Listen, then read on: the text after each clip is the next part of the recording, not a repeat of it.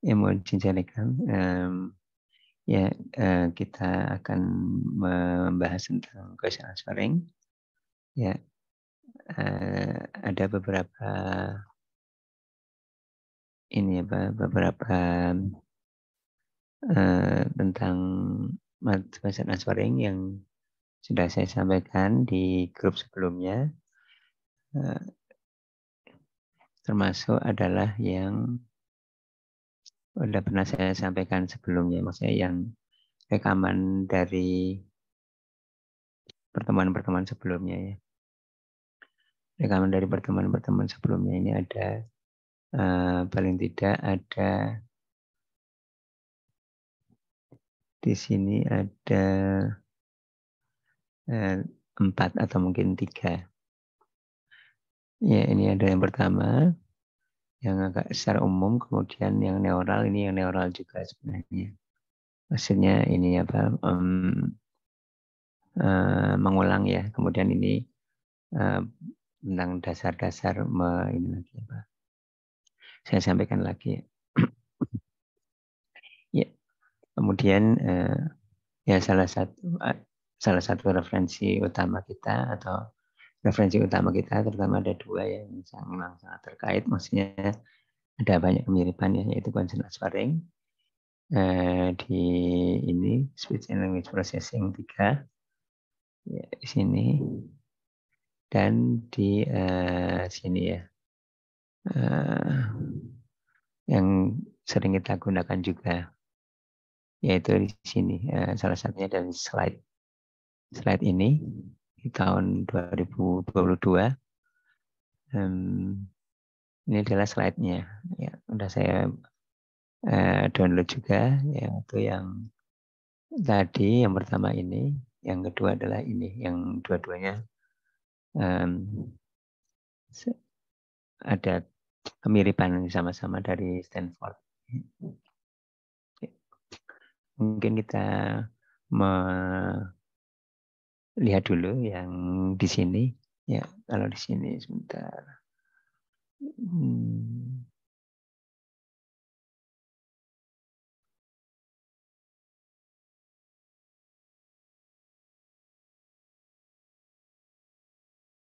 Ya, mungkin kita lihat di sini.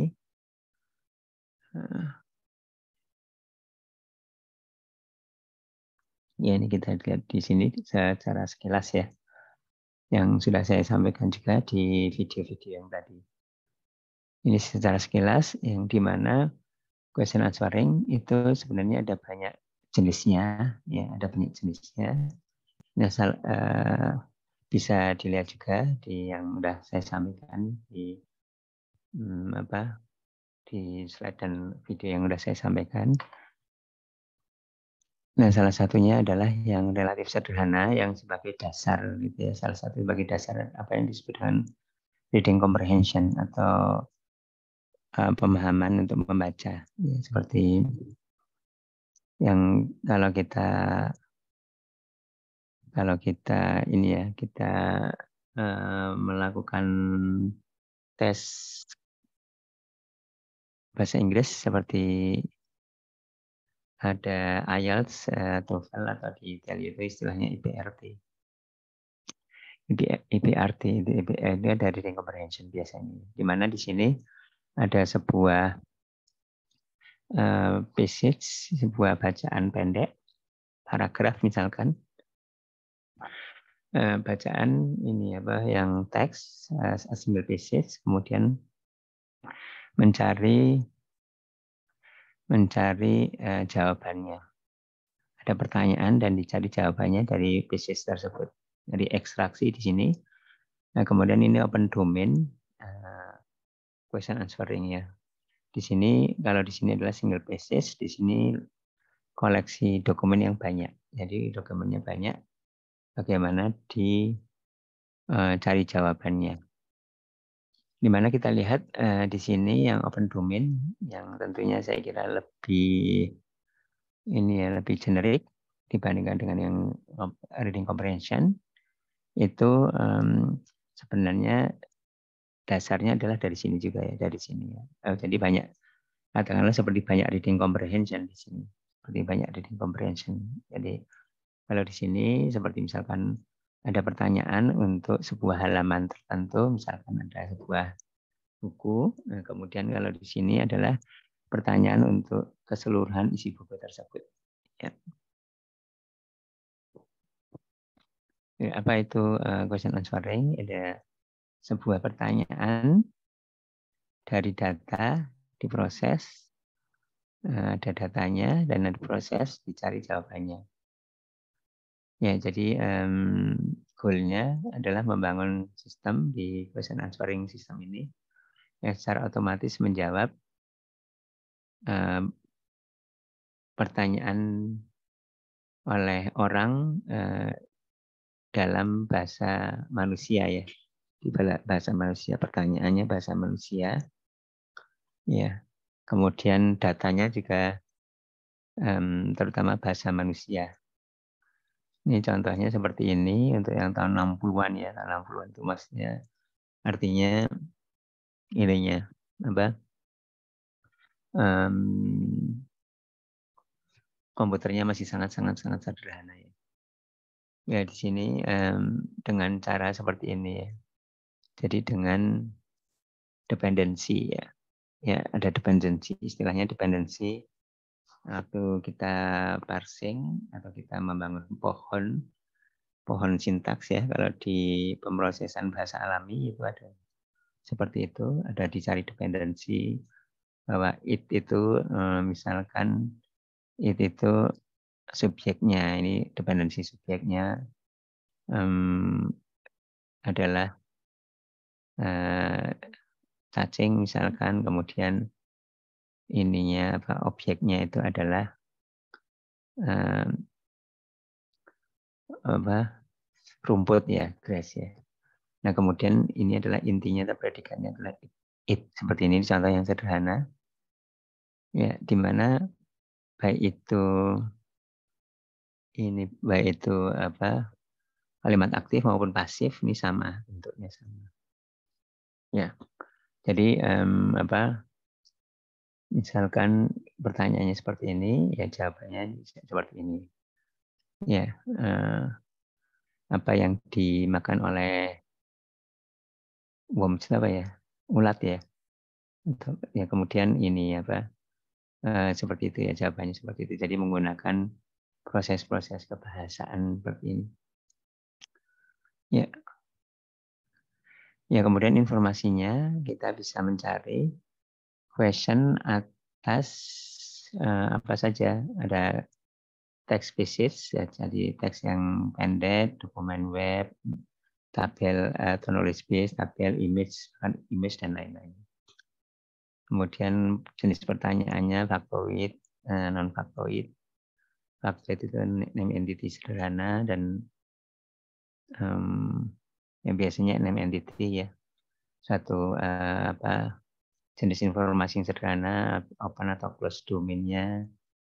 Ya, jadi close domain itu tentang hal-hal tertentu, ini tentang yang secara umum dan lain-lain. Jenis jawabannya, ya ini kita secara sangat sekilas saja. Ini contoh praktisnya, pertanyaan bahasa manusia, misalkan dengan ada kata tanya, dan ini pertanyaan, jawabannya adalah satu. Ya, ada satu pertanyaan, satu jawaban. Ya, ya satu pertanyaan, satu jawaban, yang intinya jawabannya sebenarnya adalah ini. Siberia.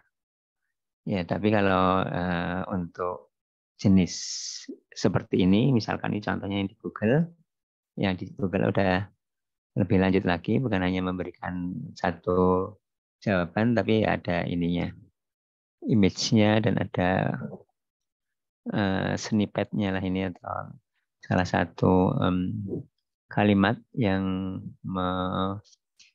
menjelaskan salah satu penjelasan dari ini apa lake yang di Lake Siberia ini ya, atau Lake Baikal ini.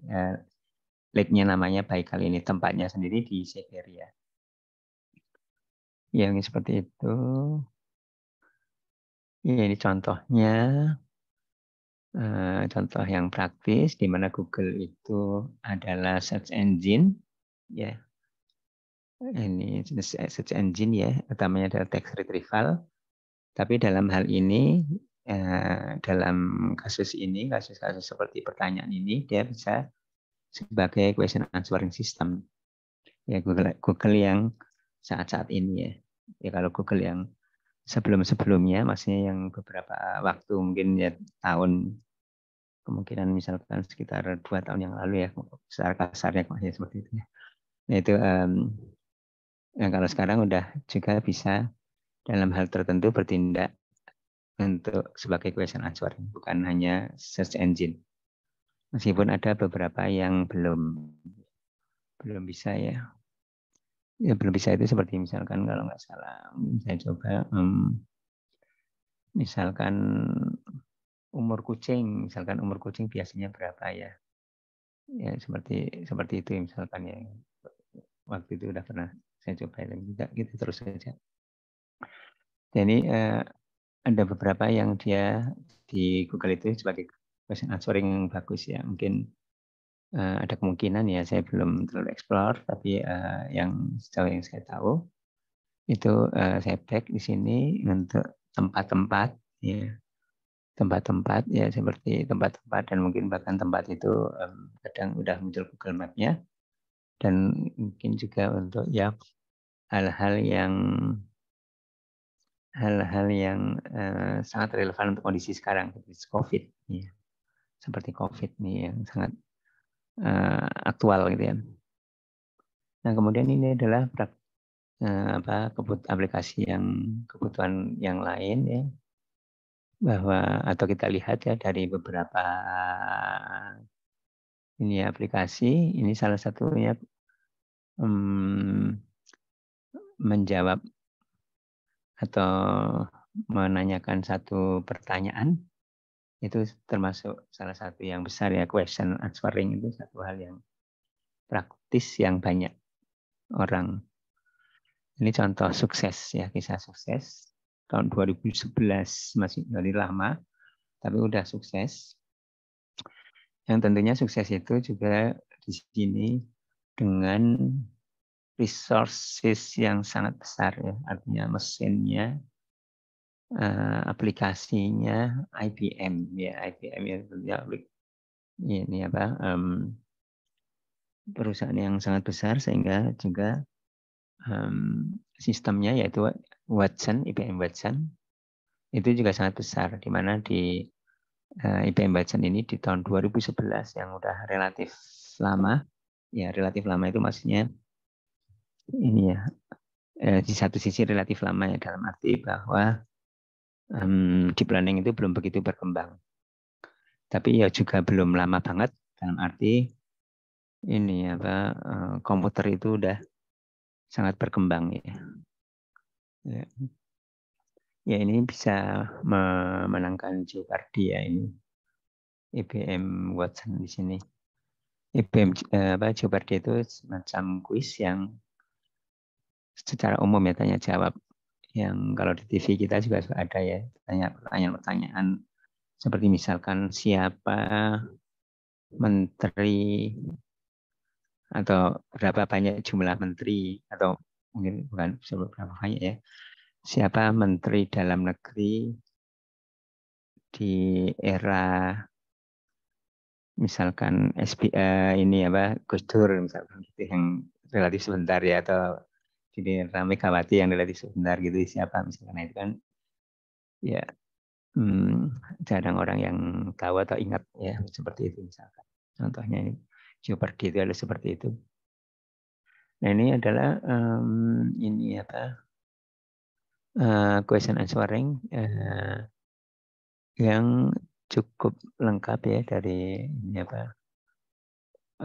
Jeopardy lebih kompleks dari sini, tapi secara garis besar adalah seperti ini. Ada question, processing, ya ada pertanyaan, ini pertanyaan, ada jawaban dan confidence-nya. Jadi kalau dimunculkan satu ya yang confidence paling besar. Jadi ada sebuah pertanyaan bahasa manusia Dan ada jawaban dan level confidence-nya, atau mungkin level confidence-nya itu bisa opsional ya. Jadi sebuah jawaban dan level confidence-nya, atau kalau beberapa jawaban dan ada level confidence di bawahnya. Tapi kalau di user hasilnya seperti Jeopardy, tentunya ditampilkan jawaban yang paling level confidence-nya paling tinggi ya. Ini ada question dan ada answer, di mana question itu diproses. Memprosesnya itu pemrosesan linguistik, seperti misalkan parsing, syntax parsing, name entity tagging untuk masing-masing name entity yang ada di question. Di question itu diparsing, sintaksnya seperti misalkan ada dependency dan ada name entity, ada relation extraction. Ini masih question ya. Dan beberapa yang lain termasuk question classification. Klasifikasi questionnya itu jenis apa? Question itu apakah jenis nanti macam-macam ya, ada daftar ininya, daftar kelasnya, label kelasnya. Kemudian answer generation ini misalkan dari data yang besar, ya kemudian di retrieve, bagaimana retrieve-nya menggunakan text retrieval. Di ini diambil passage-nya atau bagian-bagian dari dokumen ini, sebagian diambil, mungkin sebagian enggak. Pokoknya ini adalah dari kandidat answer-nya di sini, dari pertanyaan di sini, mungkin ada di sini di passage tersebut. Ya, baik dari dokumen yang tidak terstruktur maupun juga dari yang terstruktur. Ya, kemudian didapatkan ini adalah kandidat ininya, kandidat passage-nya yang berisi kemungkinan jawaban di situ. Ya, kemudian di sini diambil dari passage ini answer-nya, mungkin di dalamnya di passage itu. Di dalam passage ini, passage-nya dari sini, kemudian dari passage itu misalkan paragraf-paragraf. Nah, di dalam paragraf ini ada kandidat jawabannya. Ya. Kemudian diberi skor, ini skor, artinya di ranking dengan menambah beberapa informasi yang ada, termasuk informasi yang seperti misalkan tipe jawaban. Tipe jawaban itu tahu dari question di sini. Kemudian didapatkan kandidat ini answer dan confidence-nya masing-masing. Ya. Kemudian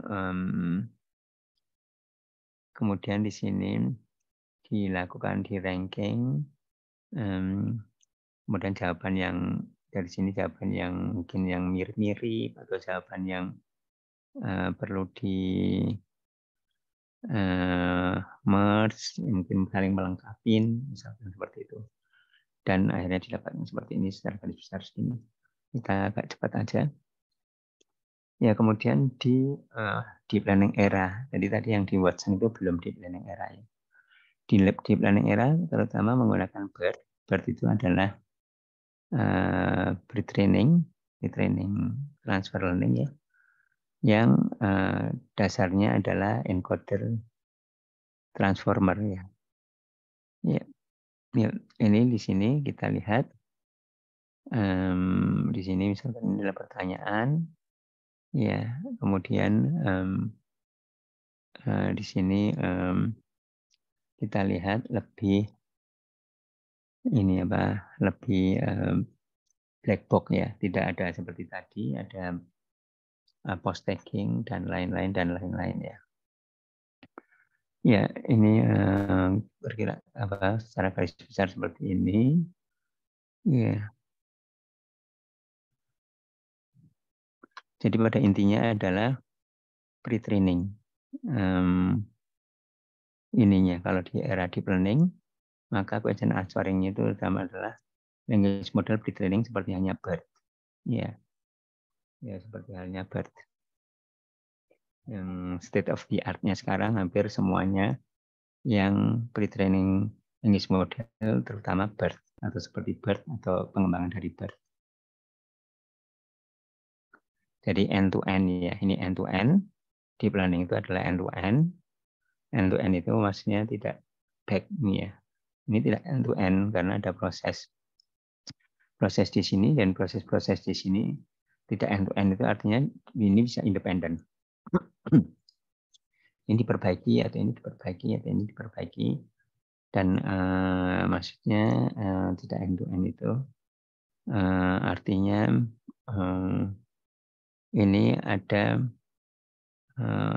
proses-proses seperti misalkan linguistik, ya ini parsing kan linguistik, name entity tagging kan linguistik, relation extraction, coreference, ya ada tas-tas pemrosesan bahasa seperti itu. Nah kalau di sini nggak ada beragam, itu kan tadi beragam, ada coreference dan name entity tagging dan lain-lain.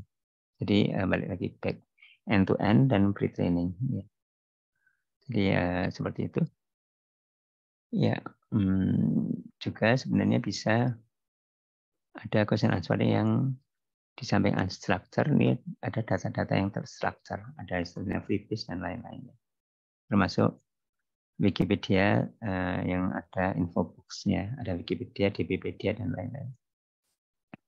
Kemudian juga ada question answering yang visual ya, untuk visual artinya ini pertanyaannya ini misalkan satu, apa warna matanya atau warna mata dia ya, ini orang ini.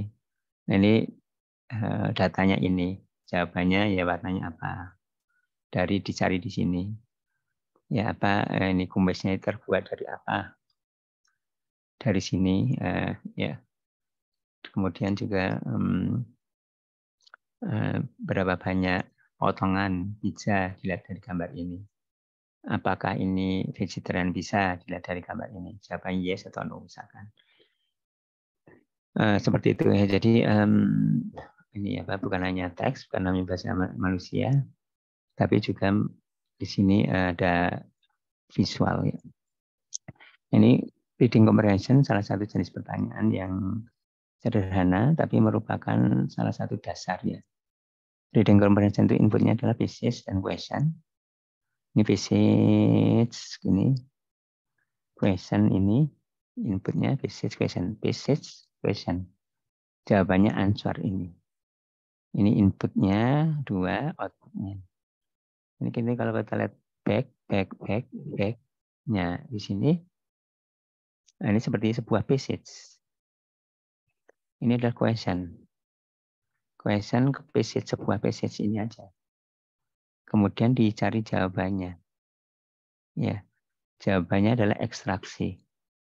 Atau ngambil dari situ ya, bukan abstraksi. Ya, ini kalau ini lebih generik karena ambil dari dokumennya adalah banyak.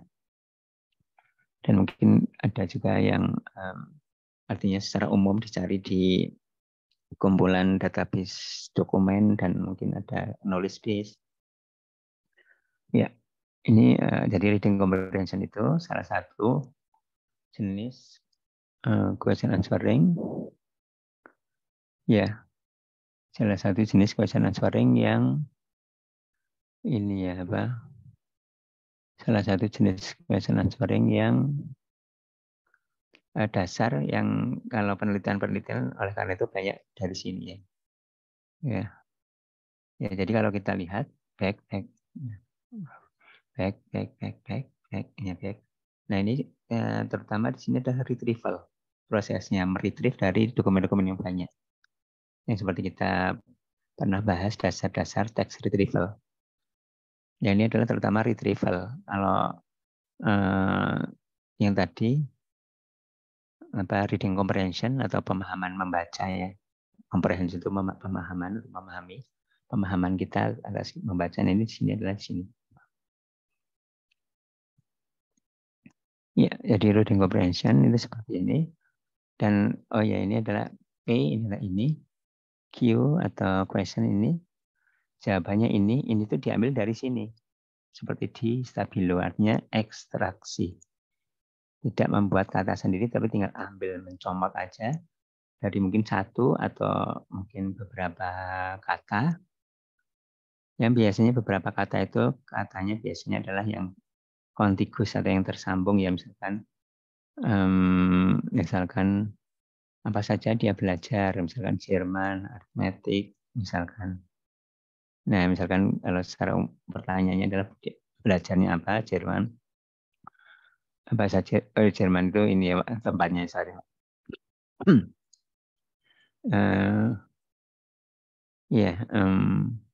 What language berarti ini bahasa Jerman, arithmetic and religion ya benar ya. Jadi apa saja yang dia pelajari misalkan yang dipelajari oleh Tesla di sekolah. Ini misalkan, nah ini bisa kalau bahasa ini satu aja, tapi kalau misalkan pertanyaannya apa saja yang dipelajari ya mungkin bisa dari sini serat sampai sini.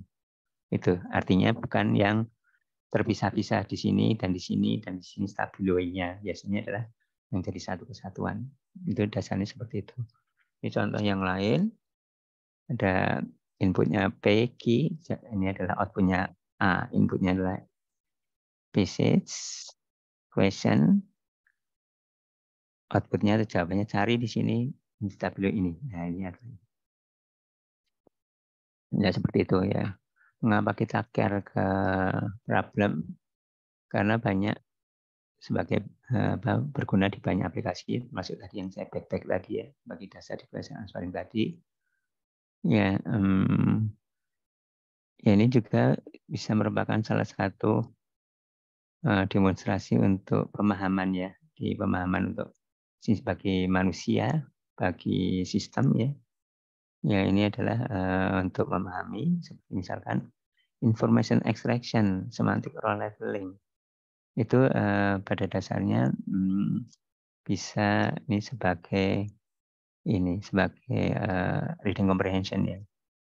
Ya, jadi atau misalkan atau maksudnya bisa ini apa seperti contohnya antara information extraction di sini Barack Obama dengan educated at ini kan sebenarnya ada ini apa seperti yang reading comprehension tadi kan ya.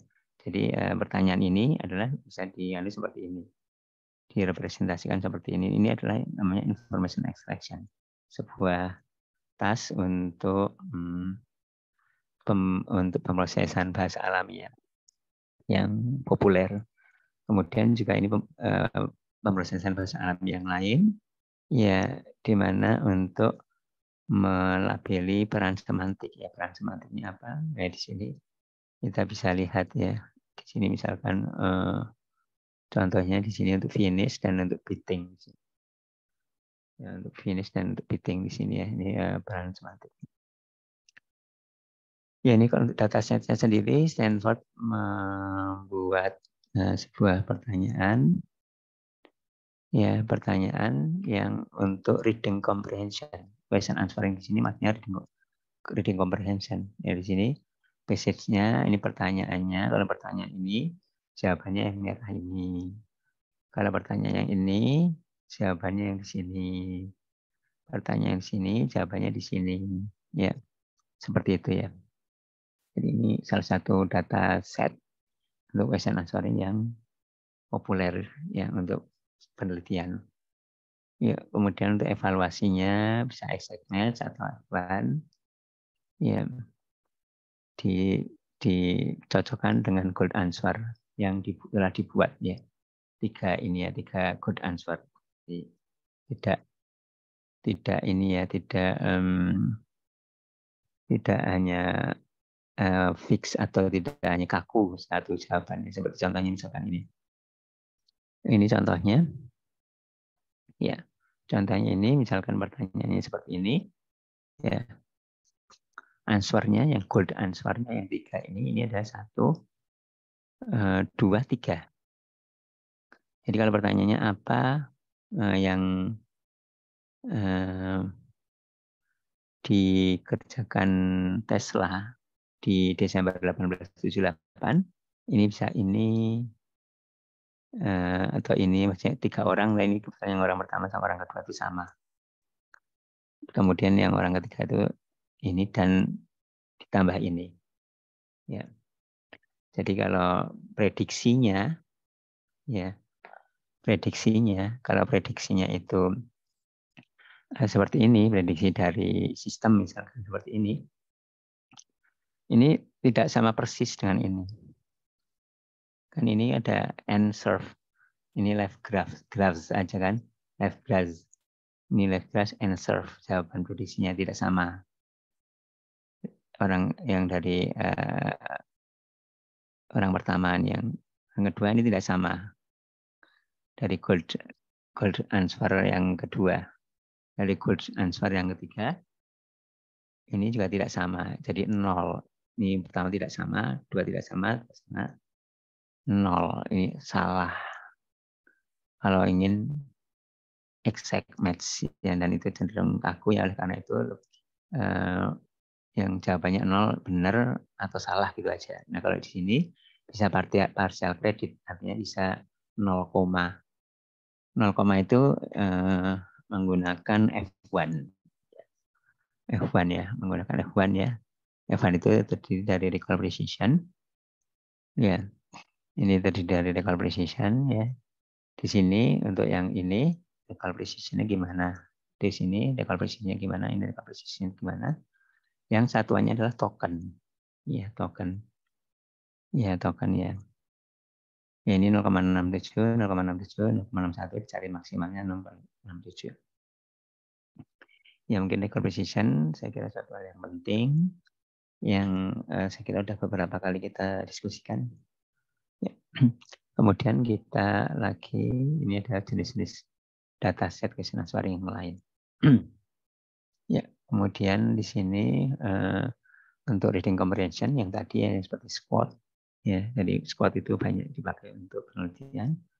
Ini problem formulation-nya yang tadi, inputnya itu adalah ada ini ya, C1, C2 dan seterusnya, artinya di basis tadi.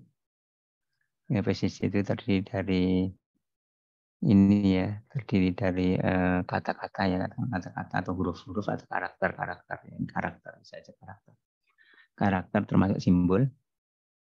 Jadi ini adalah himpunan karakter yang sequence ya, dan ini question juga himpunan dari karakter di question yang sequence ya, di mana baik itu C maupun Q dari basis dan ini questionnya itu adalah dari vocabulary sebuah bahasa termasuk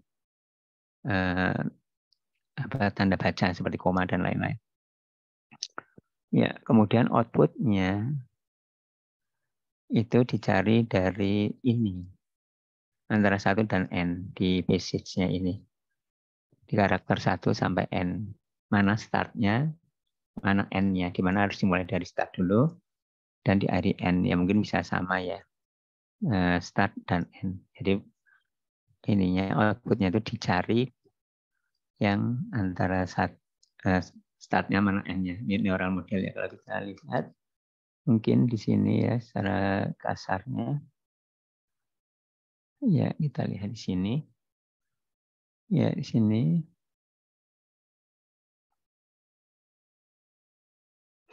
Ya, ini adalah misalkan karakter aja ya, karakter. Yang karakter itu bisa rangkaian kata-kata dan mungkin tanda baca. Ya, ini adalah passage-nya. Ya, kemudian mungkin di sini disisipkan atau sebagai delimiter ya. Ada pembatasnya, ini delimiternya mungkin satu kode apa, gimana. Nah, di sini ada karakter lagi. Yang di sini adalah question-nya. Pertanyaannya, ya di sini dicari di mana karakter di mana yang sebagai N-nya, start-nya, start dari answer-nya. Kemudian N-nya di mana? Ya, di mana N-nya di sini. Jadi dari sini, ini ada dicari start N. Ya, jadi kalau misalkan seperti prediksi start, misalkan katakanlah 2 kali prediksi. Prediksi start dan prediksi N. Prediksi startnya di mana, prediksi N-nya di mana. Jadi seperti Mungkin gini ya, sini kan, ya di sini ada misalkan di sini ya, yang output yang ini adalah pasangan dari sini ya, ini pasang masing-masing pasangan di sini ya. Ya, ini gambarnya nggak begitu bagus atau mungkin disederhanakan saja di sini ya, sederhanakan aja ya. Ya misalkan di sini, oke ini delimiternya di sini, delimiter.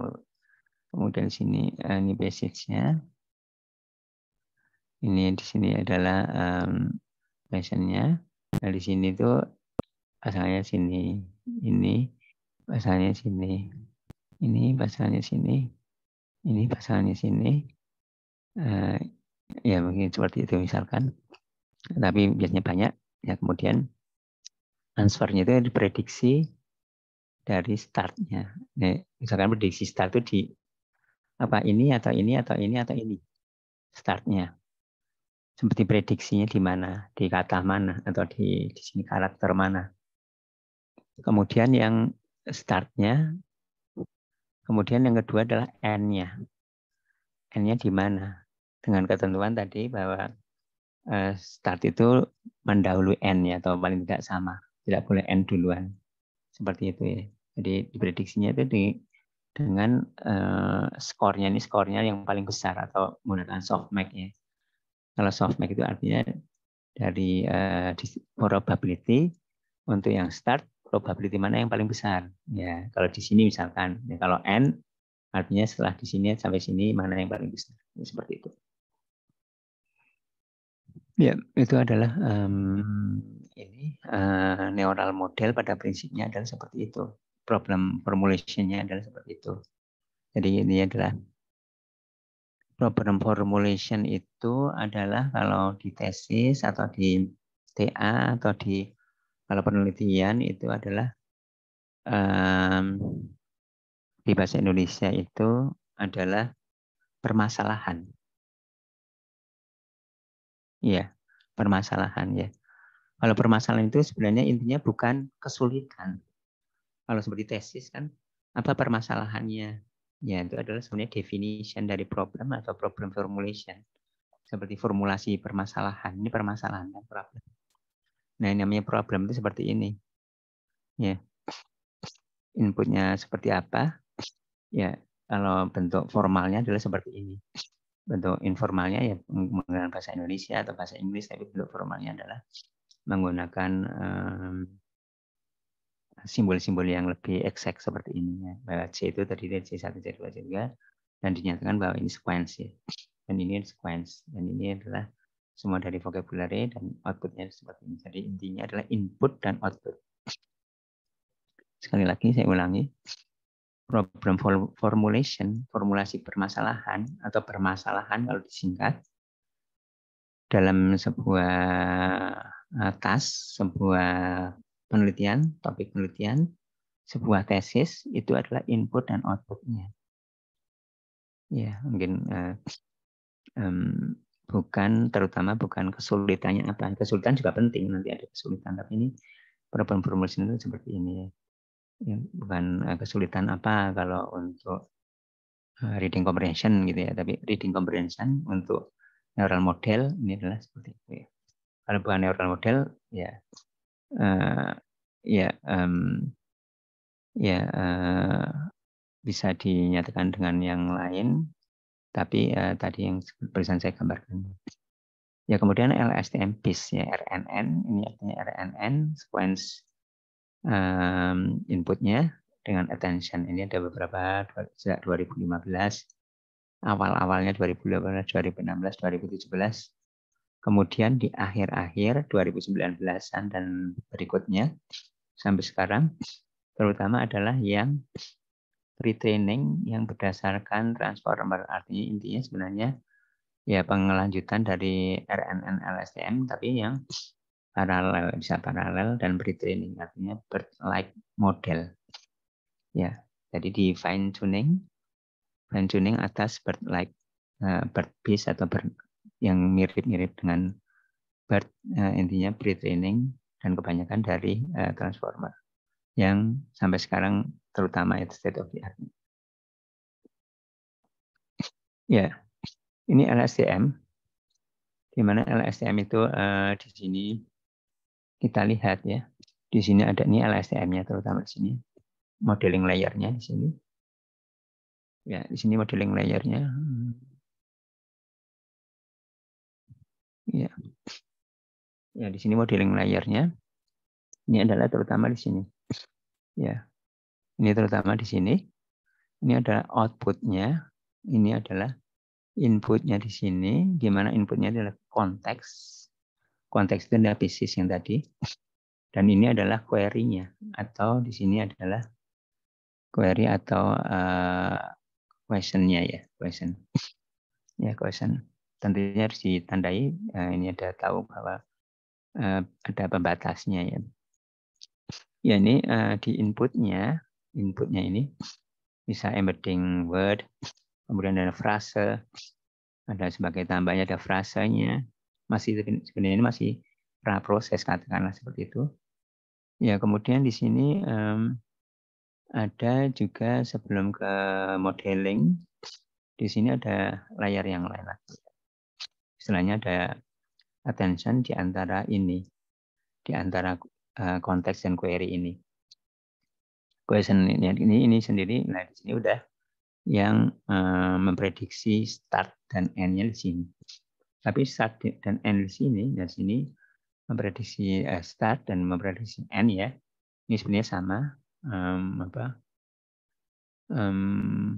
ya pada prinsipnya sama ya. Hanya di sini bedanya dense atau dan LSTM ya. Tapi pada prinsipnya memang mendeteksi ya start dan end. Ya seperti itu. Menggunakan LSTM atau menggunakan glove. Glove itu ya mirip-mirip ini apa LSTM ya, sama-sama gated kita udah pelajari. Ya, ini LSTM bidireksional. Ya, nah kemudian yang era BERT itu lebih simpel. Di sini artinya di sini sebagai satu katakanlah di sini udah ada attention-nya, di sini ada macam-macam. Ya, intinya adalah encoding transformer di sini. Ya, intinya encoding transformer. Nah, ini separatornya ya, ada question dan message. Ya. Ini bolak-balik sekiranya nggak masalah ya. Yang penting artinya start dan end-nya itu di message-nya ini. Ya, jadi seperti tadi problem formulation. Ya, problem formulation ada basis, mungkin berkarakter, karakter, atau kata dan simbol, kata itu simbol. Nah, di sini question. Ya, kemudian di sini sebenarnya memprediksi ada dua. Yang penting start dan end-nya. Di mana start itu harus lebih dulu atau sama dengan end ya. Ya, seperti itu. Ya, jadi di neural base intinya adalah seperti itu. Ya, ini attention ya, sequence to sequence attention, yang ini yang mengulang, refreshing. Ini yang tadi, yang LSTM, yang awal-awal ya, masih 2017 lebih awal maksudnya. Sebelum menggunakan BERT atau BERT Lite. Ya, ini menjelaskan secara lebih mendetail bahwa dari karakter, ini karakter level, bahwa ada karakter, kemudian word, ada phrase, ini katakan sebagai ininya, sebagai perannya masih praproses, belum sampai mendeteksi answernya, mendeteksi start dan end-nya. Ini seperti menggunakan bagaimana lebih detailnya lagi, ya menggunakan CNN, convolution neural network mass pooling dari yang kata kemudian jadi ini huruf menjadi kata, huruf dan dikonkat dengan kata, ini yang karakter embedding, word embedding dikonkat, karakter embedding, word embedding dikonkat, ya dan seterusnya. Nah, kemudian ada attention antar mereka sendiri. Ya, ada attention antar mereka sendiri, kemudian di attention antar mereka sendiri itu artinya antar kata terutama itu bagaimana sebenarnya ada keterkaitannya. Mungkin di sini yang lebih relevan misalkan apa yang paling relevan ya dengan apa dengan di dalam piecesnya tersebut misalkan. Jadi attention itu membantu mencari yang relevan antar kata-katanya. Ya, seperti itu di attention. Nah, kemudian di sini mau di prediksinya itu sendiri, start dan end, di modeling. Ya. Ya, ini seperti ini apa LSTM, bidirectional LSTM, dan ini BIDEF ya, BIDEF yang tadi menggunakan LSTM, bidirectional, dan itu tadi attention dan karakter embedding dan word embedding ini di sini ini ya BIDEF. BIDEF itu di sini ya. Ya, di mana kita lihat kalau dengan attention 67. Tanpa attention 67, tanpa attention yang ini dari konteks ke query, tanpa attention dari query ke konteks, tanpa karakter embedding. Ya, kalau menggunakan semuanya 77, artinya ternyata attention konteks query itu sangat membantu. Kalau tanpa attention yang dari konteks ke query ini 10% lebih jelek. Kalau tanpa ini saja, attention yang ini juga turun, tapi tidak sejelek ini. Kemudian tanpa karakter embedding juga ternyata kurang bagus masih. Kemudian kalau dengan attention yang konteks query, attention query ke konteks, embedding karakter, ini jadi terbagusnya di sini ya, 77. 77 di sini ya. Ya, 77 di sini, jadi artinya lebih bagus daripada ini. Tapi kemudian ditingkatkan lagi di sini. Ditingkatkan lagi termasuk dengan DRGE ini ya. Ya, kita lihat berikutnya. Ya, attention ini divisualkan itu adalah seperti ini. Ya, divisualkan attention itu adalah seperti ini. Attention antara ini dan ini ya. Ini mana? Antar di sini. Oh, ini antara. Oh, ini pertanyaan dan passage. Question dan passage. Ya, question dan passage ya. Di mana attention itu maksudnya dasarnya itu kata ya, unitnya kata dan atau simbol baca, tanda baca. Ya, kalau where ya, where di sini ternyata ini terkait dengan at. Maksudnya attention-nya paling besar dengan at, dengan the. Di sini at the atau begitu ya. Ya, di sini yang ini ya, yang banyaknya ini ya. Yang mungkin yang ini apa yang gelapnya ini ya. Jadi sini ada mungkin ada at the, di sini at. Ya, tapi intinya dengan ini, kemudian kalau did dengan ini, jadi kalau where itu kita lihat ternyata kita lihat where itu ini kita lihat memang kalau secara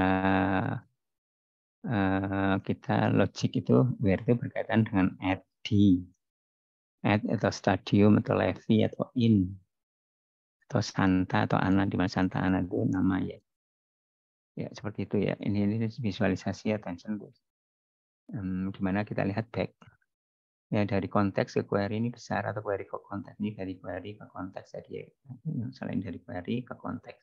Itu artinya membantunya dari sisi angkanya tadi sudah disebutkan, dari sisi visualisasi attention ini diperlihatkan seperti ini.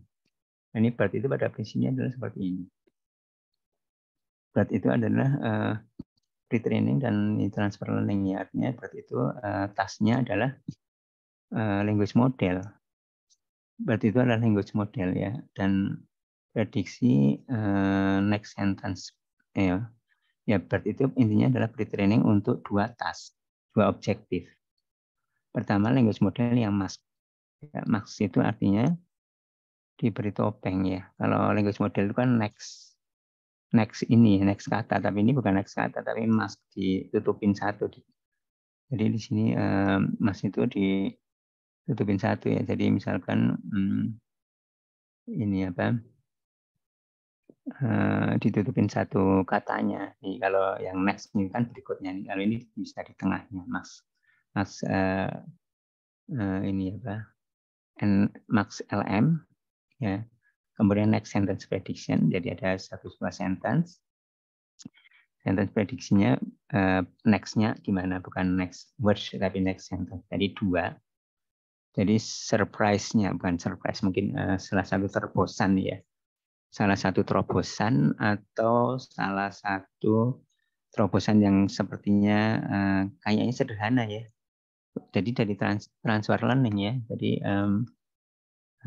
seperti ini ya. Jadi kalau misalkan apa? Misalkan ini ada tas ya. Ada tas pekerjaan. Ini adalah language model. Ini sebenarnya ininya sistemnya, inputnya di sini, outputnya di sini, misalkan, ya inputnya di sini, outputnya di sini. Ini tuh language model. Tapi language model itu adalah yang mask. Mask itu artinya kalau misalkan di sini, sini, sini. Kalau language model kan prediksi next di sini. Kita tahu ini, kata ini, kata ini, kata ini, kata ini, dan kata ini. Yang berikutnya kata apa? Nah, itu adalah language model yang standarnya. Nah, kalau mask diberi topeng, ini adalah yang di sini. Ini sudah tahu. Ini di mask dan di masknya di beberapa. Ini apa? Dan seterusnya ini apa misalkan. Dengan trade-off jangan terlalu banyak atau jangan terlalu sedikit. Dan kemudian berkembangnya juga yang bukan hanya satu seperti ini, tapi yang beberapa. Misalkan ada kontigus gini, yang beberapa gini. Intinya adalah mass language model. Nah, ini tasnya seperti ini, tapi kemudian digunakan tas asalnya. Kemudian digunakan dengan pre-training, artinya di fine tuning, itu untuk misalkan question answering yang reading comprehension ya. Termasuk kita kan reading comprehension. Digunakan yang tadinya di training dengan MLM, Mass Language Model, di training. Artinya dengan data yang banyak di sini. Dengan ini, kenapa Mass Language Model itu penting? Dibandingkan dengan, kalau untuk training dibandingkan ini lebih penting atau ini lebih penting dibandingkan dengan question answering untuk training, karena di sini tanpa ada pelabelan. Ini Mas ini kan tinggal ya nutupin aja kan, nutupin yang jawabannya kita udah tahu, nanti tinggal kalau mau untuk mengkalkulasi, menghitung bobot untuk latihan kan ini jawabannya udah tahu tanpa harus ada pelabelan. Kali ini kan harus ada pelabelan. Jadi tasnya di training ini model kita ini di training model yang encoder transformer ini ya, BERT ini ya, BERT encoder transformer ini dengan MLM. MLM ya udah datanya banyak banget bisa. Ya artinya dilakukan pre-training. Ya, pre-training dengan data yang banyak, datanya tinggal ambil karena MLM kan gampang. Tanpa ada ini ya, tanpa ada pelabelan manual ya. Dan dua, ya tasnya dua, MLM dan next sentence prediction. Nah ini salah satu kunci mengapa BERT itu berhasil itu karena ternyata dua tas ini tas yang ampuh, bisa transfer learning-nya, yang transfer learning, kalau transfer learning itu maksudnya yang learning-nya pakai ini ditransfer untuk ini.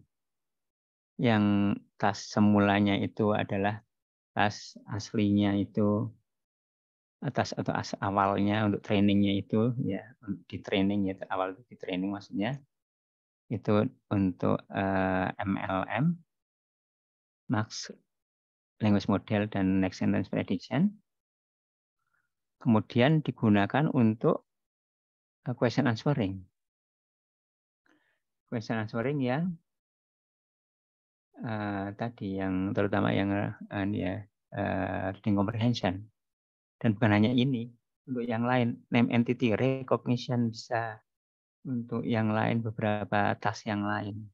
Ya, jadi salah satu terobosannya adalah bagaimana bisa memikirkan ini NSP dan MLM menggunakan encoder transformer yang artinya itu pre-training dan transfer learning.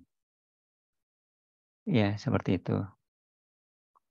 Ya, nah itu adalah jadinya state of the art-nya. Meskipun tentunya yang namanya pre-training itu perlu fine tuningnya.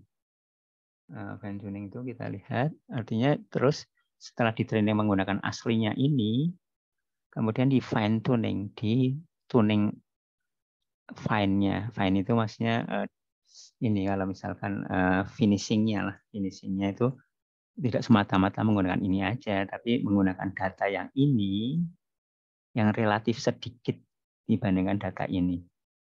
Karena ini datanya adalah MLM dan NSP itu data yang tidak perlu diberi label, kalau ini kan diberi label, sehingga sebanyak-banyaknya di sini itu biasanya jauh lebih sedikit daripada yang di sini. Ya, jadi kita lihat di sini. Ya, jadi perlu namanya itu perlu fine tuning. Ya. Jadi fine tuning di sini. Ya, setelah di pre-training dengan data yang banyak dengan MLM dan NSP ini, kemudian di fine tuning menggunakan data question answering. Kalau ini data question answering di sini. Atau bisa menggunakan NER, fine tuning NER untuk keperluan NER, name entity recognition, atau yang lain. Jadi perlu fine tuning supaya ini ya kan. Dan datanya kan kita punya data latihnya. Sekali lagi ini juga perlu diingat, ini itu adalah supervised learning transformer. Itu terus supervised learning artinya perlu melatih dulu ya. Yang saya kira seperti itu. Ya. Ya, ini besar ya, parameternya sangat banyak. Artinya bobotnya, parameter itu bobot 110 juta. Ya, layernya yang berdasarnya, yang berlarge-nya bisa 380 juta dan yang lebih besar lagi karena kecenderungannya deep learning itu semakin besar semakin bisa seperti memori di otaknya kan semakin banyak. Ya. Tapi artinya datanya harus banyak. Nah, ini kan datanya banyak banget bisa. Ini datanya relatif sedikit untuk fine tuning. Ya seperti itu. Ya, jadi untuk reading comprehension ini tadi perlu start dan end-nya di paragraf atau passage atau konteks istilahnya. Di sini mana start, mana end-nya. Jadi program formulation-nya adalah seperti itu. Question segmen A. Passage segmen B. Answer predicting 2 points in segmen B. Start dan end-nya. Ya, seperti itu ya. Ya, dan ternyata bidat tadi yang F1-nya 77,3, BERT yang base-nya aja udah 88. Ya, udah langsung naiknya. Artinya dari menggunakan pre-training ini udah naik banget. Ini udah LSTM tadi. Menggunakan attention udah. Menggunakan karakter dan word embedding udah di sini. Ini dengan BERT ini, BERT base yang dasarnya. BERT yang large ini digedein lagi. Yang gedein di sini ini BERT juga, Robert. Ini kan Robert. Jadi intinya masih BERT juga. Udah dari BERT base-nya 88 jadi 94. Salah satunya juga tentunya salah satunya adalah dengan digede ini arsitekturnya, tapi arsitekturnya juga diperbaiki. Kita lihat dengan human performance sudah kalah. Human performance namanya gini. Human performance itu adalah orang disuruh nebak. Jadi mungkin baik dari sini ya. Nah, di sini ada pertanyaan, ada paragrafnya. Disuruh jawab. Orang disuruh jawab mungkin dengan agak cepat ya. Disuruh jawab, suruh jawab, mungkin tidak jawabnya juga satu pertanyaan lama banget juga enggak ya. Tapi dengan yang agak cepat ya, disuruh jawab orang itu 91 ininya performansinya dibandingkan dengan yang ini, yang pre-training yang lebih baru sudah 94%. F1-nya. Jadi udah lebih bagus daripada human. Ya, ya seperti itu. Jadi perbandingan BDEV dengan BERT, BDEV itu ASTM tadi. BERT itu mempunyai banyak parameter ya, yang base-nya, yang large-nya, BDEV itu segini. 2,5 juta bandingkan dengan 110 juta. Ya, jadi salah satu ini ya di planning ya itu semakin besar artinya semakin besar parameternya, artinya semakin besar memorinya itu, jadi tentunya setelah juga dengan training yang banyak itu bisa jadi lebih bagus. Ini salah satu tidak selalu tapi trennya seperti itu. Ya trennya seperti itu ya. Ya BDEV ini di LSTM, BERT itu di transformer ini ya, build on-nya. BERT itu juga pre-training ya. Pre-training artinya di training dulu. Kalau BDEV kan bukan pre-training. LSTM ini di pre-training artinya dengan tadi NSP dan MLM, Next Sentence Prediction, dan Mass Language Model. Yang itu bisa banyak banget untuk di pre-training. Diajarin dulu dengan NSP dan MLM, dan yang itu tadi salah satu kesuksesan pre-training BERT itu karena ternyata 2 tas tadi MLM dan NSP itu manjur ya. Suatu hal yang bisa banyak dilakukan karena tanpa label, tapi manjur untuk question answering dan yang lain-lain. Yaitu antara BDEV dan BERT tadi mungkin seperti itu. Dan salah satu intinya dengan attention, ya ini ada attention, tapi bukan hanya attention, tadi dengan ada reasoning dan lain-lain. Ya mungkin ini juga ini apa ditambahin lagi, misalkan lebih bagus lagi gimana yang lebih bagus untuk dengan contiguous span seperti misalkan di sini yang maksnya ada beberapa di sini yang contiguous ya. Jadi istilahnya mungkin ada istilahnya span BERT gitu. Ya ini kemudian bukan hanya random 15 kata tapi contiguous span of word. Seperti ini misalkan contoh sederhana, ini kan contoh sederhana ya. Maksudnya hanya diganti aja dengan span of word. Itu udah bagus. Kemudian ini adalah ide yang lain adalah memprediksi ini memprediksi 2 poin. Ya, kalau tadi kan memprediksi di sininya ya misalkan seperti itu ya. Ya ini span BERT. Ini span BERT. Nah span BERT ini span BERT. Ya span BERT ini ternyata udah lumayan naik kan. Bisa kan naik kan gitu ya sama-sama BERT ya. Google BERT. Ya, ini span BERT. Ini udah menaikkan. Ini hour itu kalau salah ini ya apa ya. Ya intinya ini span BERT itu udah bagus, sudah menaikkannya udah lumayan kan dengan ide yang relatif sederhana tadi. Yang BERT ganti dengan span gitu aja. Ya, untuk kerjaan question answering yang menggunakan data spot yang versi 1, question answering yang versi 2 yang lebih sulit.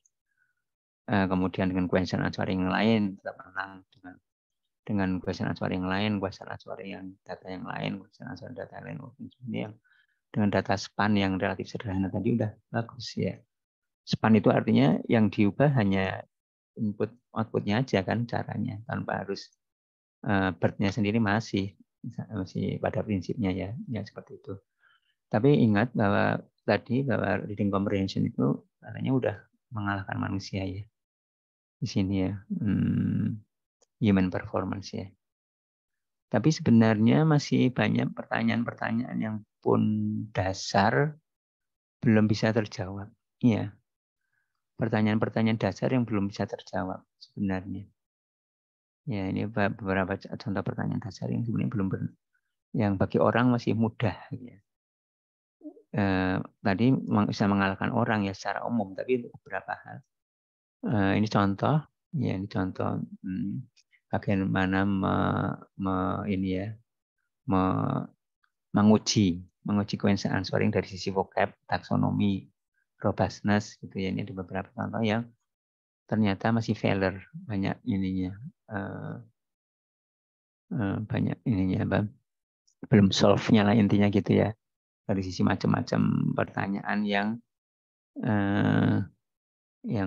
ya mungkin beberapa tidak sering muncul tapi bisa muncul ya.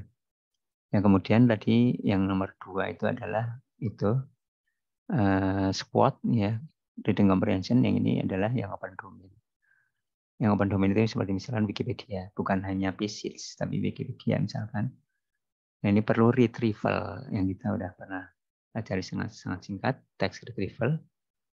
Ya, seperti itu artinya perlu retriever. Kemudian baru reading comprehension. Jadi di sini retriever itu dari ada question. Kemudian ada dokumen yang banyak. Nah, dicari passage-nya, baru passage itu yang ininya yang udah relatif sedikit dan relatif jumlahnya relatif sedikit. Misalkan dibatasi 100. Kalau dokumen mungkin ada ribuan atau jutaan. Ini passage-nya cuma 100 misalkan dibatasi 100. Ini dari 100. Artinya ini reading comprehension. Itu. Ya, jadi reading comprehension itu bisa sebagai dasar yang open question answering ya. Ya retriever itu text retrieval ya. Ya reader itu adalah reading comprehension. Ya, jadi reading comprehension itu penting sebagai dasar. Ya, ya retriever sebenarnya bisa juga di ini ya, lebih lanjutnya lagi ya. Itu bisa di training juga ya. Ya ini ini retriever. Ya seperti itu ya retriever ini. Oke, mungkin saya kira seperti itu. Oke, mungkin saya kira udah seperti itu. Kita lanjutkan dengan sini. Kita diskusikan. Apakah sistem tanya jawab bisa menghasilkan jawaban yang maksimal dengan data yang sedikit? Ya, saya kira kalau menggunakan deep learning, kalau data sedikit itu maksudnya data training. Kalau deep learning itu harus datanya banyak. Ya, datanya harus banyak. Tetapi kalau BERT itu kan data banyak itu kan dari pre-training itu kan udah relatif terbantu, udah di pre-training ya oleh yang kita udah tinggal pakai karena udah di pre-training menggunakan data NSP dan MLM, Machine Language Model dan NSP tadi. Ya, apa perbedaan sini dalam search engine? Ya, gimana mungkin ada komentar silakan. Mungkin udah hampir ini silakan. Apa perbedaan? Saya kira suatu hal yang penting yang makasih ini pertanyaan juga. Ini apa? Untuk mengetahui satu hal seperti misalkan sistem tanya jawab, nah kita melihat yang mirip tapi bukan. Ya, search engine itu mirip tapi bukan. Seperti misalkan apakah itu klasifikasi? Nah, itu apa perbedaan klasifikasi dengan clustering? Karena clustering itu mirip tapi bukan clustering. Nah, ini silakan apa perbedaan sistem tanya jawab dan search engine. Saya kira di presentasi kalian juga udah nyinggung-nyinggung ya. Tadi saya udah mau Randy, mungkin silakan. Oh, tadi Mungkin Pak, buka mic. Ya. kalau sistem tanya jawab itu outputnya hanya satu gitu jawaban itu. Oh Kalau iya. search engine ada beberapa gitu Pak, banyak Oh gitu. iya. Dari yang paling Ya. teratas sampai yang terbawah. Iya. Terus mungkin ada lagi Randy? Mungkin itu Pak kalau dari Randy. Oh iya, makasih ya. Mungkin ada lagi Rizky.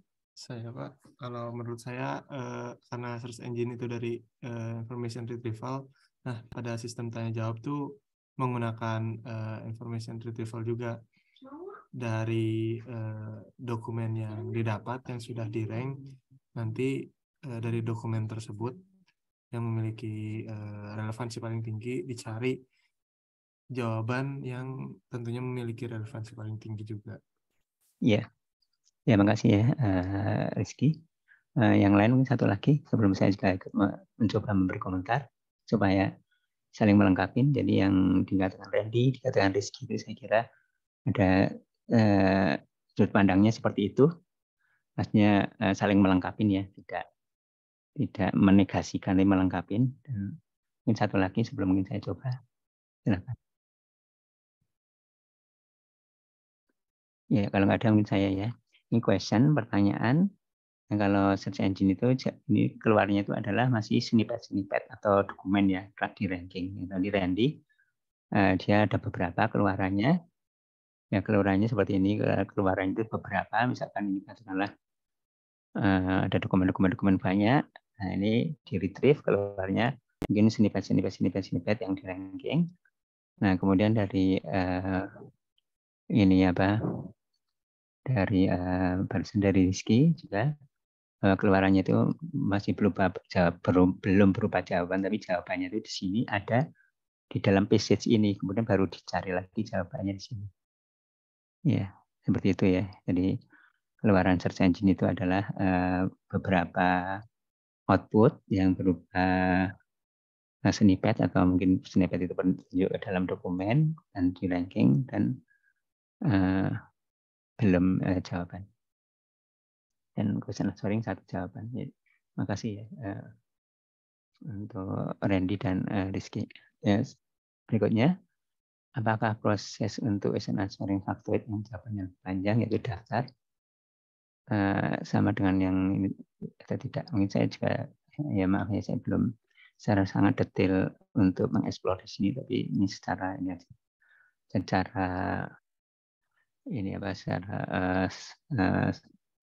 secara logika aja. Mungkin silakan ada yang komentar, mungkin saya juga akan komentar.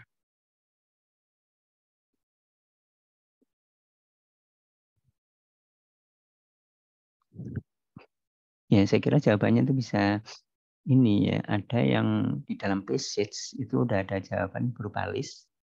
Ya, jawaban passage ini udah berupa list, artinya misalkan jenis jawaban di sini apa answer type itu jenis jawaban itu list. Ya, tapi ada juga mungkin yang listnya itu masih di passage ini ada cuma satu, di yang lain ada dua list, kemudian di merge di sini, di merge.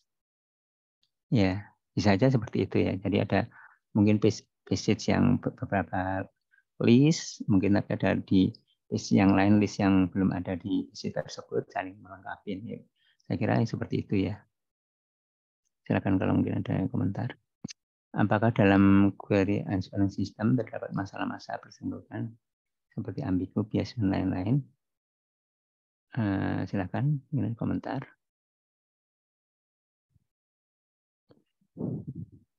Ya, saya kira namanya bahasa manusia ada masalah itu ya. Di yang levelnya sentence gitu mungkin, apalagi ya yang kalau kita mau ambigu dan biasnya mungkin berdekatan dengan sentence atau mungkin word juga ya, kata juga ya. Tapi saya kira semuanya udah masuk ke situ. Meskipun tidak ada modul yang menangani khusus bias, apalagi kalau deep learning itu udah end to end ya, udah end to end. Jadi tidak udah ada khusus menangani bias, dia udah ini aja pokoknya gini aja apa yang tadi ya itu udah pokoknya tasnya NSP dan ya NSP dan MLM aja di sini, pokoknya NSM di dalamnya ya transformer encoder ini, encoder transformer ya. Ya udah itu udah secara implisit menanganin problem-problem di bahasa manusia ya dengan ini, dengan arsitektur ini dan ya dengan data yang banyak ya, data yang banyak ya, data yang banyak, data MLM dan data NSP yang banyak, dan ini data yang mudah didapat ya. Jadi saya kira tidak secara langsung menangani, ada modul yang khusus menangani seperti itu. Nah ini jadi tidak ada, saya kira tidak ada modul yang khusus menangani seperti itu ya. Jadi tidak perlu misalkan ada ahli bahasa yang dia konsentrasi bagaimana resolve untuk ambigu dan bias misalkan gitu. Ya, yang penting kita inputnya seperti ini, outputnya seperti ini. Nah ini arsitektur yang seperti apa? Dan ternyata dengan pre-training dengan transfer learning yang NSP dan MLM itu bagus gitu ya. Nah, penjelasan mengapa NSP dan MLM bagus itu mungkin saya kira saya kurang ini ya, saya kira itu antara ada jawaban yang memuaskan dan tidak ya, atau antara barangkali laki juga ya. Dan ternyata yang sederhana bagus ya. Bagaimana cara kerja question answering system terhadap pertanyaan yang non-faktoid? Non-faktoid itu seperti itu tadi ya. Intinya di sini adalah sebenarnya ekstraksi terutama. Ekstraksi. Kalau abstraksi, ya saya kira bisa juga ya abstraksi. Kalau abstraksi itu artinya ya dilatihnya dengan abstraksi. Ya, trainingnya dengan abstraksi juga ya. Ya, ya kalau non faktor itu seperti misalkan pertanyaan mengapa gitu ya. Nah itu yang seperti summarization yang abstraksi. Summarization yang abstraksi itu juga dilatih dengan summarization yang abstraksi. Ya, jadi kalau kita cari ya di sini ya, scholar ya, itu ini apa? Abstraction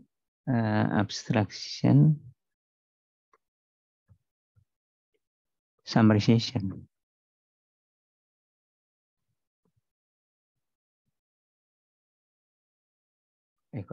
Abstraction.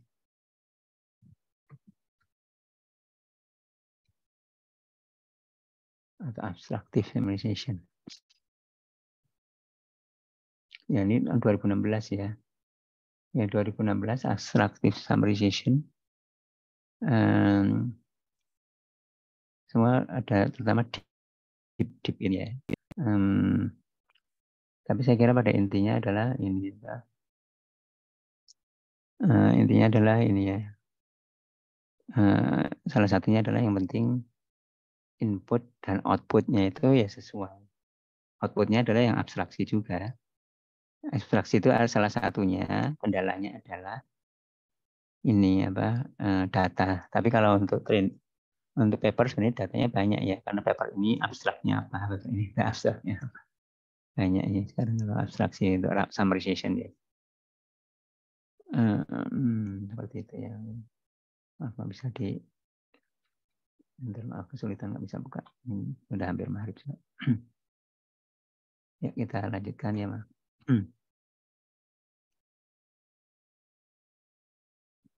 Silakan mau ada komentar mungkin Randy atau yang lain silakan. Apakah kinerja question answering system lebih baik dibandingkan text search engine? Ya saya kira ini ya. Saya kurang tahu persis ya, tapi yang jelas sekarang semua udah bagus ya. Seperti tadi kan question answering system yang sederhana, artinya reading comprehension tadi kan udah mengalahkan manusia ya. Ya. Kalau search engine itu permasalahannya saya kira lebih banyak seperti indexing dan karena datanya besar. Ya, datanya besar ya. Dan tapi di sini kan ini apa banyak yang ini ya search engine ini saya kira bukan hanya ini saja ya retrieval aja ya, tapi kan di situ ada lognya ya, ada log atau catatan ini ya. Menurut saya ya ada log atau catatan kalau antara query kemudian yang didapatkannya seperti apa dan lain-lain. Jadi saya kira kalau apalagi komersial itu kan udah tidak mengandalkan misalkan retrieval aja ya. Apakah masih ada peluang melakukan penelitian QS yang tadi itu bahwa masih ada pertanyaan-pertanyaan yang belum solve ya pertanyaan. Nah ini pertanyaan belum tersolve. Pertanyaan-pertanyaan yang bagi orang sebenarnya kalau dengan cermat bisa. Ya, kalau mungkin mesin dia sampai lama misalkan gitu tetap nggak bisa. Udah sistemnya udah besar nggak bisa. Tapi secara umum untuk data tes yang secara umum itu dia kalah mengalahkan manusia dan bisa lebih cepat. Tapi kalau orang kalau disuruh pemikirannya di lama gitu ya dia mungkin bisa mengalahkan mesin lagi dan termasuk permasalahan-permasalahan atau pertanyaan yang kelihatannya sederhana tapi mesin nggak bisa.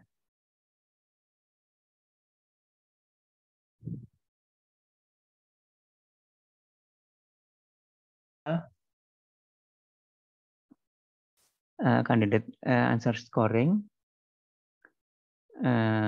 yang terdapat pada ini apa ini salah satunya kemungkinan menurut saya adalah dengan kalau cara tradisionalnya tadi dengan ini similarity ya.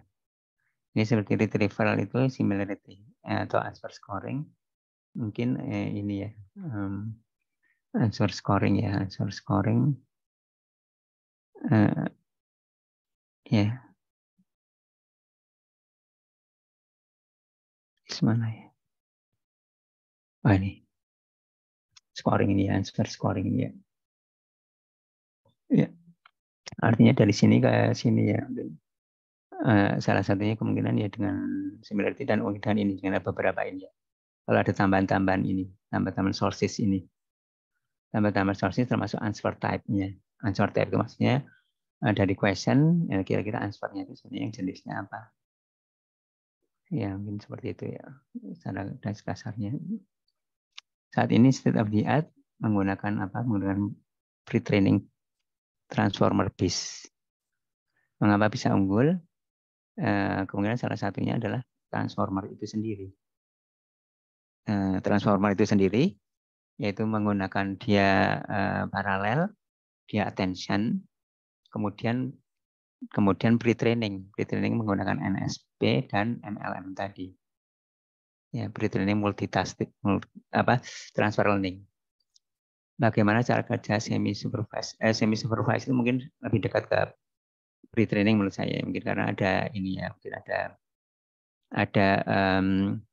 ada pre-training yang itu bukan question answering, yaitu NSP dan MLM, kemudian di fine tuning, mungkin bukan tidak menjawab langsung, tapi saya kira terkait ya, itu adalah fine tuning. Artinya question answering itu relatif sedikit ininya data trainingnya dibandingkan dengan NSP dan MLM. Menggunakan knowledge base di question answering, apakah melibatkan platform database? Ya, saya kira mungkin ini ya saya kira ini ya sepertinya tidak harus ya menurut saya ya. Menurut saya tidak harus seperti itu, tapi saya kira bisa juga. Sampel project question answering system yang sederhana. Mungkin silakan, mungkin ada komentar, ada informasi di sini. Project question answer system yang sederhana. Ya, silakan. Kali ada yang informasi dari Fadil mungkin. Fadil silakan. Gimana Fadil? Tadi buka mic. Sampel atau contoh project sistem sederhana mungkin yang paling simpel yang pakai ini apa ya, information retrieval itu apa ya? Iya.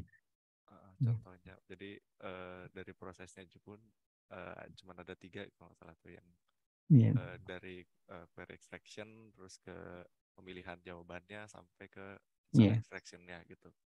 Di situ juga masih menggunakan data teks yang terstruktur gitu. Jadi lebih umum untuk digunakan gitu. Cuman memang ada metode text search engine ya yang digunakan di QA dengan information retrieval base gitu, Pak. Iya. Ya, terima kasih ya. Ya kalau dulu itu kalau saya zaman dulu itu ada seperti sistem operasi. Kemudian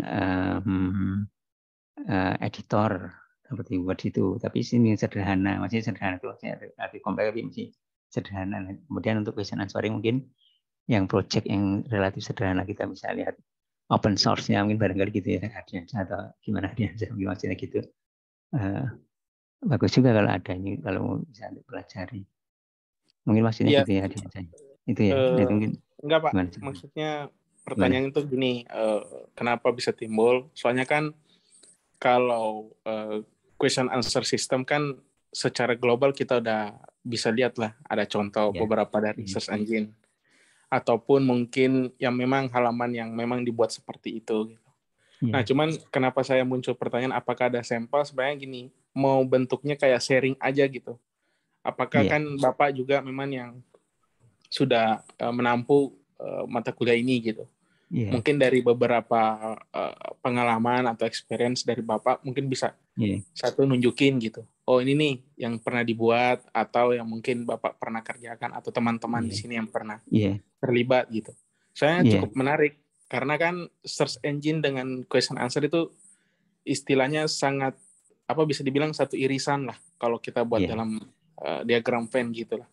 Nah, Iya. makanya cukup unik gitu. Apalagi kan setelah coba mengekspor itu kan tadi ada pendekatan menggunakan IR gitu. Ada pendekatan knowledge base juga.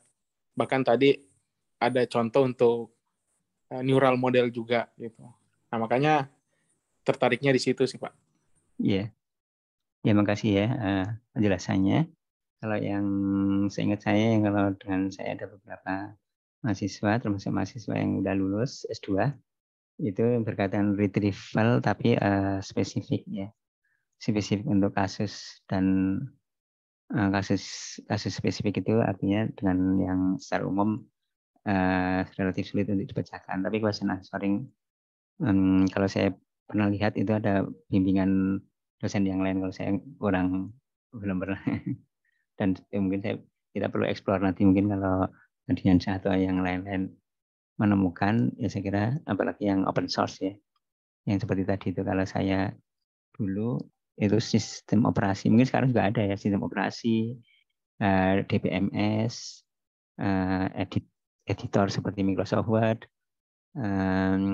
bahasa pemrograman, itu ada yang open source, yang proyek yang relatif bisa digunakan, tapi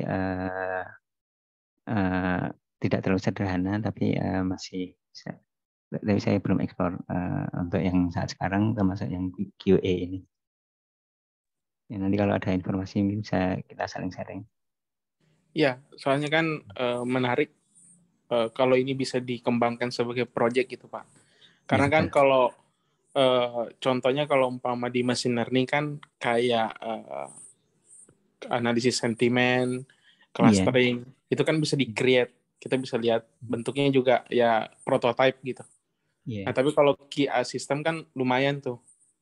Jangan-jangan kita bisa buat search engine sendiri mungkin yang sudah banyak ditawarkan bahwa kita anak-anak bangsa perlu buat yang namanya search engine sendiri. Nah, apakah sumber sharingnya itu bisa diarahin ke situ? Nah, itu sih menariknya di situ. Makanya saya coba tanya itu gitu. Iya. Ya, terima kasih Hadiansyah. Nanti belum ada jawaban atau komentar dari saya lagi. Mungkin nanti sambil kita explore, nanti bisa sharing-sharing antara kita untuk informasi tentang project atau contoh project atau sampel untuk question answering system yang relatif sederhana ini. Ya mungkin silakan sebelum kita akhiri ada ini lagi. Mungkin sedikit lagi Pak, komentar sedikit. Tadi kan terakhir ngebahas bahwa learning atau proses ininya dari QA itu kan pakai transformer ya tadi. Iya. Kemudian ada transfer juga sedikit pada saat proses di tengah-tengahnya mungkin di tadi yang ketika menerapkan masking language tadi. Nah, yang mau saya tanyakan di transformer itu apakah sifatnya dia supervise gitu Pak? Kalau learning-nya? Iya, supervise ya. Oh, jadi tetap ada label juga ya? Enggak ada label, kan NSP nggak pakai label. Oh, kan gitu ya. Next sentence prediction kan. Oh ya, next prediction. Next prediction. Kan udah ada. Oh iya. Tinggal ambil, tinggal tutupin aja. Oh, berarti tapi tetap pakai sistem decoding encoding gitu. Iya, bukan encoding aja. Oh, kan encoding berarti aja. Itu kan encoding aja itu ya. Tapi ya itu supervise, tapi kita tinggal data yang udah ada, kita prediksinya kita tutupin untuk disuruh memprediksi. Oh iya. Oh iya Pak. Yeah. Soalnya kan kalau di auto correction text ya mungkin masuk gitu transformer kebayang. Tapi kalau di question answer kan biasanya kan orang nulis pertanyaan selesai gitu. Oh, ternyata pas ketika diproses itu dia pakai sistemnya cari dokumen yang relevan atau jawaban yang pas, itu caranya pakai gitu ya? Pre-trainingnya BERT itu menggunakan NSP dan MLM. Oh iya, pre-training. Pre-trainingnya. Kemudian tapi tetap perlu di fine tuning dengan misalkan squad yang datanya udah ada tanya jawabnya. Nah, the fine tuning itu tadi yang pakai pendekatan Gaussian similarity itu ya? Bukan, menggunakan ini tadi yang start end-nya yang dicari itu adalah cari titik awal dan itunya ya. Start end-nya. Oh iya. Ya. Baik Pak, itu aja sih. Tadi agak kelewat sedikit di situ, makanya saya agak hapus. Ya makasih ya untuk ya makasih untuk Ardiansyah, Fadil, Randy, Reza, Rizky semuanya. Semoga kita diberi kemudahan termasuk studinya, kesehatan. Dan mohon maaf atas kekurangan. Terima kasih semua. Selamat sore. Assalamualaikum. Waalaikumsalam. Terima kasih Pak. Terima kasih. Saya akhiri yang mulia.